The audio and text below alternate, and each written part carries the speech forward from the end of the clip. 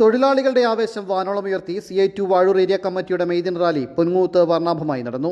CPM area committee ഓഫീസിന് സമീപത്തു നിന്നും ആരംഭിച്ച റാലിയിൽ നൂറുകണക്കിന് തൊഴിലാളികൾ പങ്കെടുത്തു. മുത്തുക്കുടകളും കൊടികളുമേന്തിയായിരുന്നു റാലി. തുടർന്ന് രാജേന്ദ്ര മൈതാനത്ത് നടന്ന യോഗം CI2 ദേശീയ കൗൺസിൽ അംഗം KJ തോമസ് ഉദ്ഘാടനം ചെയ്തു.